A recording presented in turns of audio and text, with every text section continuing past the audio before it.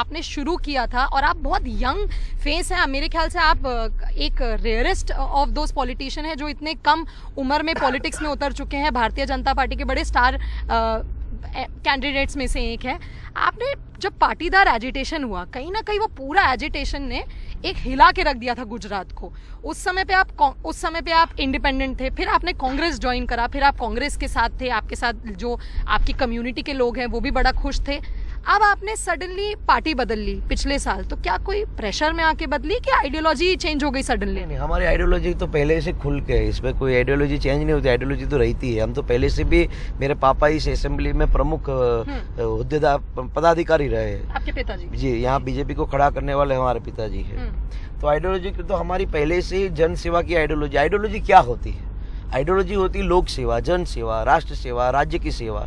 जो कांग्रेस करना नहीं चाहती, आइडियोलॉजी चेंज नहीं हुई। हमने तो अपना फैसला लिया कि कांग्रेस लगातार गुजरात के खिलाफ रही है, लगातार गुजरात के खिलाफ बातचीत कर रही है। मैंने कई बार कहा था कि आप सिर्फ और सिर्फ व्यापारियों को गाली ना दीजिए, आप लगातार अपनी गलत इमेज खड़ी मत कीजिए, लेकिन वो अपनी स्थिति में घूमे रहे। मैंने जब राम मंदिर का फैसला लिया गया, मैंने कहा कि मैं राम मंदिर के लिए अपना दान देने वाला हूँ, कांग्रेस को देना चाहिए।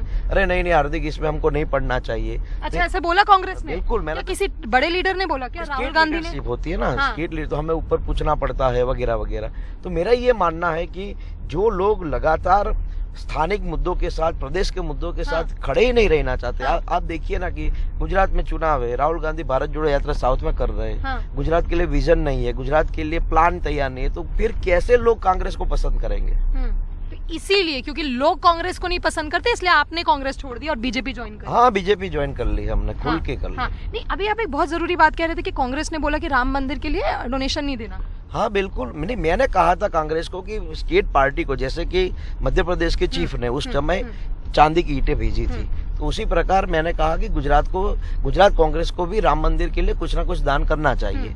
तो बोला नहीं, हमको ऊपर पूछना पड़ेगा, हम ऐसे नहीं दे सकते। फिर मैंने खुद, आप मेरा ट्विटर वगैरह देखेंगे तो आपको पता चलेगा, मैंने 21,000 रुपये मैंने खुद उस पर दान किए थे और मेरी टीम के कई लोगों के द्वारा मैंने कराया भी गया था, क्योंकि भावनात्मक मुद्दा है, धार्मिक मुद्दा है, हमारे हृदय से जुड़ा हुआ मुद्दा है, तो हमें अपनी बात तो रखनी चाहिए। हार्दिक, कभी राहुल गांधी या प्रियंका से, कभी गांधी से बात हुई है उनसे? उन्होंने कभी आपको कहा हो कि क्या नई पार्टी मत छोड़िए? कभी उनसे कोई इंटरेक्शन रहा है? जब आखिरी बात हुई तो ऐसा कुछ नहीं था कि मत छोड़िए। उनको कहाँ जरूरत है मजबूत लोगों की, उनको तो वही चापलूसी करने वाले लोगों की जरूरत है। जब पार्टी छोड़ना तैयारी कर रहा था, मैंने कहा था कि भाई आपको ऐसे ही करना है तो मुझे नहीं रहना आप लोगों के साथ। और तब जाकर भी उन लोगों ने ये भी नहीं कहा था कि नहीं तुम जैसे लोगों की जरूरत है। उनको किसी की जरूरत ही नहीं है, उनको तो गुजरातियों की ही जरूरत नहीं है। अच्छा। लगातार गुजरात की अस्मिता और गौरव के खिलाफ कांग्रेस रही है, वो मुझे 2 साल में पता चला। और देखिए, एक बात समझ लीजिएगा कि मैं अकेला नहीं हूँ कि मैंने पार्टी छोड़ी है। मैं तो अच्छा है, मैं तो फायदे में रहा कि मैंने 2 साल में छोड़ दी।